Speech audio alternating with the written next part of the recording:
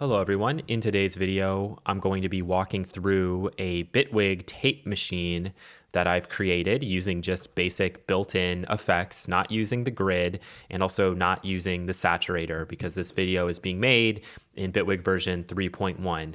When the saturator is released, we might go in, we might make a different style of tape machine or a different style tape effect. But yeah, this is a crude emulation.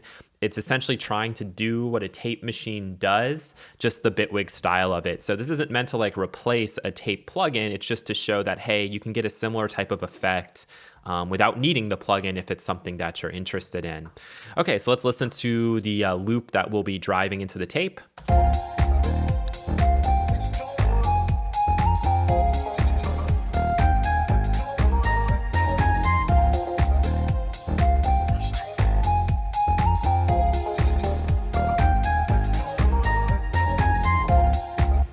And we also have it going through a little reverb, which is going to matter a little bit later as we get into some of the settings here. So for starters, let's go ahead and just bring this on midway through. I'll play around with some of the controls and then we'll go into the chain and talk about the order of things, why I did it that way and how some of these controls are interacting. And of course, you can take this much further. You can take this thing, you can add more to it. You could pretty easily inside of Bitwig add a wow and flutter characteristic. That's something that I would probably personally just have as a separate effect and not build it into this so that we just have this one screen to look at, but it's totally up to you. It's up to you to experiment and take this further. I'm not saying that by any means this is a perfect design. It's just a starting point for you guys to go from.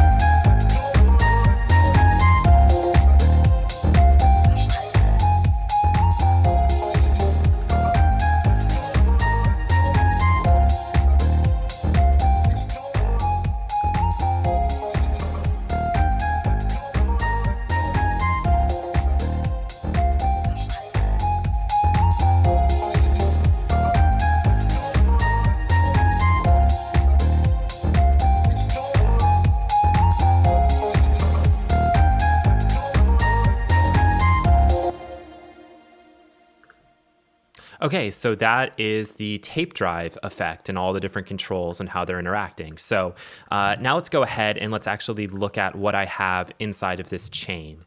Okay, so for starters, what we have is our bit 8. And this bit 8 is going to bring in noise when the signal is playing. Okay, when the signal isn't playing, it's not going to be bringing in any noise. We could add as many tool devices as we wanted to this. We're not going to hear anything. The reason I have this kill noise control, which is basically just taking the mix of this out, is because since this is a digital distortion, when it gets down really low, you can hear the digital effects on the tail of that reverb when it's fading out. So if let's say you're using this on a mix or you're using this with something that has long tails, you might want to go in and kill the noise or use kind of like a gate effect or a fade effect. I just put this in here nice and easy, and I'll let you try to hear this.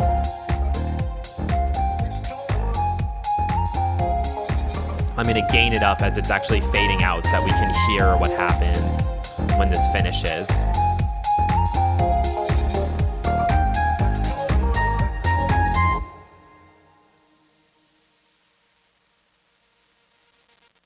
So that's like a digital distortion effect that's happening at the end. Now, if you don't drive the gain in like that at the end, you're probably not going to hear it. But one thing you could do instead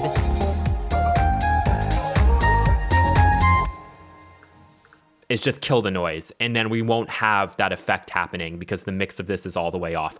So I just put that in there. I experimented using a gate. I experimented using the dynamics effect, but I actually think this might be the best and easiest solution. Also because you may just not want to be adding in that noise anyway. And if you just have this off, you're basically driving in without adding any of that noise. You might ask, why did I use the diffusion and not the dither? I experimented with both. I experimented with a volume control here.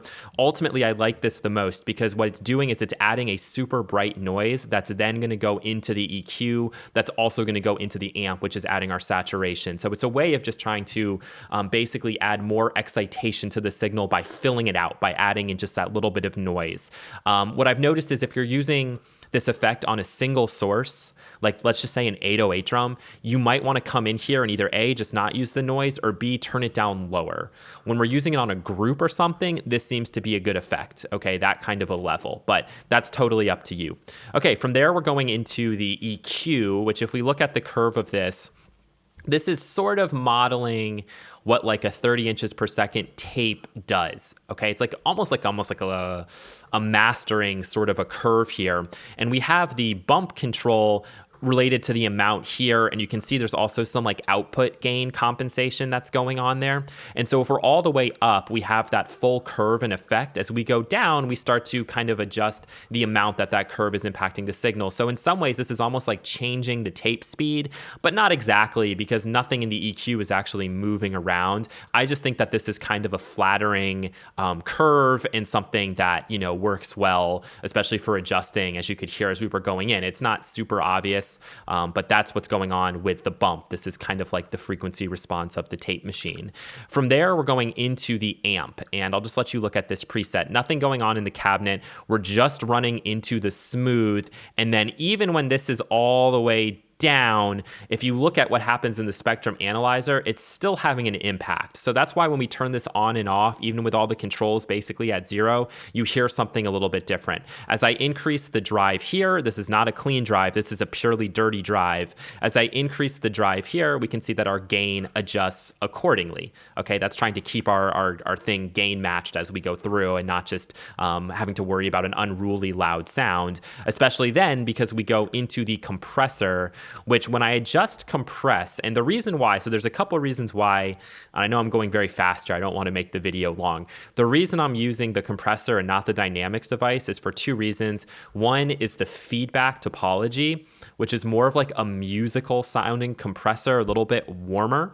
And we also have an automatic makeup gain. Now I would love to have control over the knee, and I believe that the way the SSL works, and I might be wrong about this, so feel free to correct me if I'm wrong, but as you drive up the ratio, as the ratio goes up, as you compress more, I believe the knee softens out a little bit. And I'm not sure if that's the characteristic with this compressor, but it seems to still sound smooth and musical even when your compress is all the way up at 100%, which is bringing that ratio just a little bit below 3. So I don't want to go any higher than that. All the way at the bottom, our ratio is at like 1.1. So by default, the signal, even if like nothing else is going, sorry, the volume's up so loud.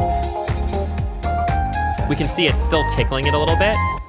And then we have the ability to bring in the fast release time if we want to do that. So if we look at this right now, the release is on 600 milliseconds. That's the slow one. The fast release is on about 189 milliseconds. And I set that just with my own ear of when it got faster than that, you started to hear the compressor working. And then the more you compress, the more audible that effect is. So this is kind of just a question of taste. For me, the way I work with it is if I'm doing very little compression, the fast release seems to sound better.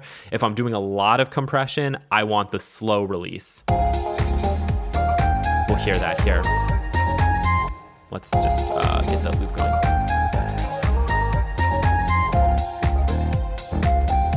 We're gonna start to hear when the fast release gets us into trouble.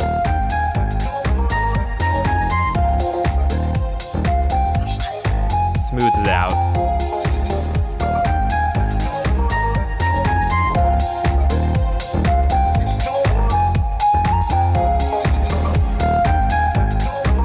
So something like that sounds good.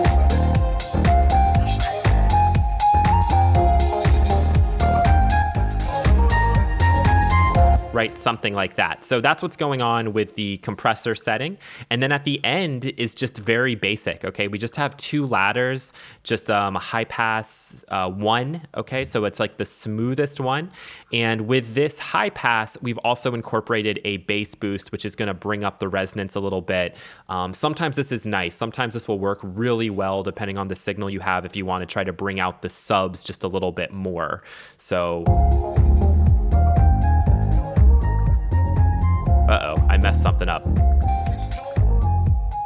Oh, sorry, I messed with that.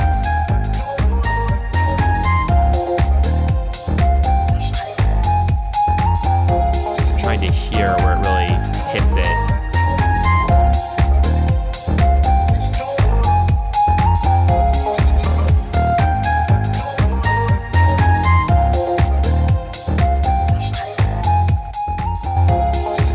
So again, that's something you're going to be setting to taste. And then we have a low pass filter, no adjustment to the resonance on that one. And then of course we just have our, output gain here. And that's the way it's working. And it sounds pretty good. I mean, it honestly does what you want it to do.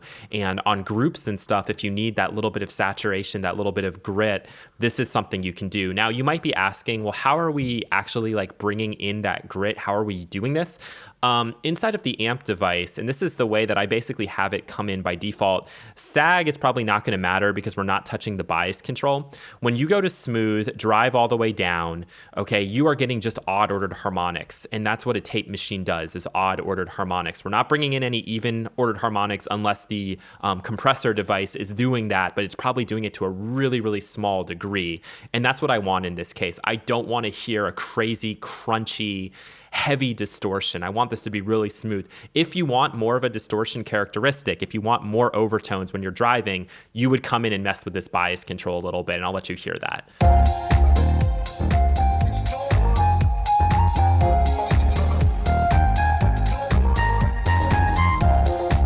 So you can hear more of that like so.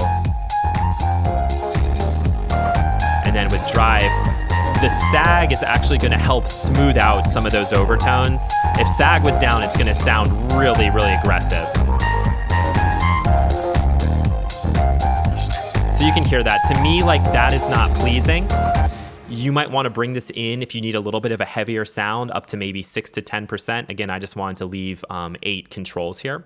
But that's how that's working. And we can see it in case you don't believe me. We can bring in the test tone. And of course, I clicked the wrong one. And we can bring in our amp, and we can look at our span. Okay, and we can see that with this, if this is set at, let's see, what frequency do we have to set at? 400. So if we were getting even ordered harmonics, we'd expect to see something at 800, which we don't. Instead, where we see it is at whatever 400, 800, should be at 1.2K. And then again, it's not going to be at 1.6, it would be at like 2K. Okay, so those are our odd ordered harmonics. When we bring in bias a little bit, we start to see those even ordered harmonics come in. And that's where, again, if you were to go in and mess around with this, that's also why following up on the tape machine, I have the filter. So you could eliminate that's coming in at the back end of this if you were messing with bias. And sag, as it tells you, where does this show help? Sag, amount of dip in the signal, modeling the response of tubes to large transients. So that actually just smooths it out if your bias is out of control. So you can see that this is still under control here. If I took sag off, we're going to see insanity going on up here. I think. Maybe not. Oh, we didn't drive it in. We need to drive it in. Okay. So we're driving like crazy. And then we use sag to help smooth it out. Okay, and that's why by default, I have the sag set all the way, just in case somebody was to go in there and get kind of crazy with it. Okay, so now the next thing let's do, we can listen to it on an 808. You're gonna hear the way that I process it. Let's just make sure we don't have that active at all, just to be safe. And let's bring everything back under control. At 50% on the bump, when you bring it in, you shouldn't be having too much of a gain mismatch either. So let's use the 808 now. And let's listen to this.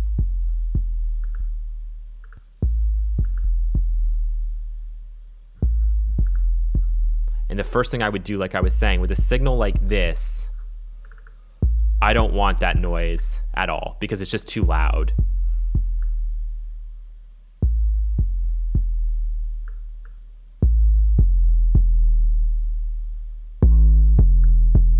We could also hit it hard with a compressor. See what the fast release does. Oh yeah. Now let's try to get some of those subs.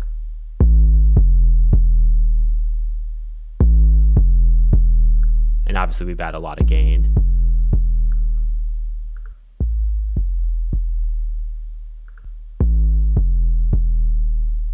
Okay, so that would be something that you could also use this effect for. It sounds good, and we should be fair. We should try to do a gain match just to be on the safe side. Okay, it's about minus 10.7, and now let's turn the tape on. Oh yeah, that's at a lot. Okay, this is a little bit fairer. And then with our tape. All right. Like so. And then I thought the last thing we could do is we could just do a quick comparison with the way that satin sounds on one of the presets that I actually use a lot with satin. Let's go ahead and just get rid of all this stuff one last time. Oops. Okay, we can have the noise off by default as well. So let's bring in satin. Let's loop this guy. And I've already kind of set this, preset it.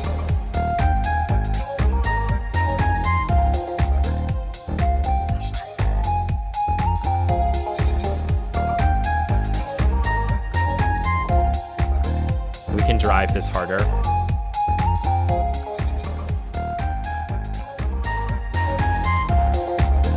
So you can hear this is what a really heavy effect sounds like in satin.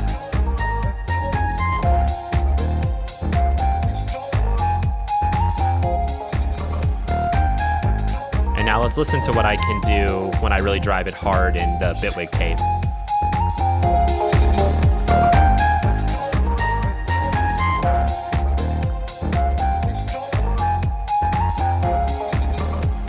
Oh, I moved a couple things around. That's what I did.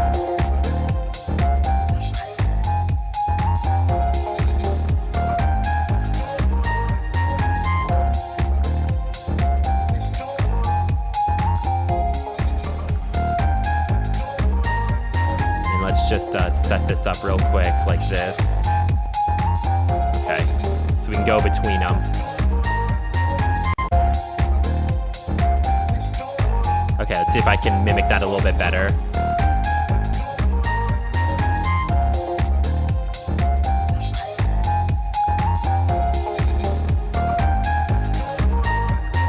Okay. Definitely more highs in the satin.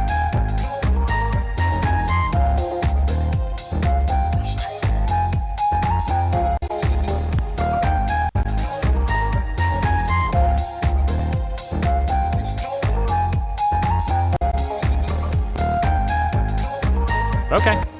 So as you can hear, it's not like terribly off. I'm not trying to mimic it exactly. This is just a quick down and dirty tape drive, tape saturation type effect that you can make inside of Bitwig. You can adjust, you don't have to stick with what I've done here. You can add other effects. You can add a flanger, you can do those sort of things if you want to. But just as a starting point, this is the way that I would create kind of a Bitwig type tape machine. Thanks for watching, and hopefully you have fun with that one. Take care.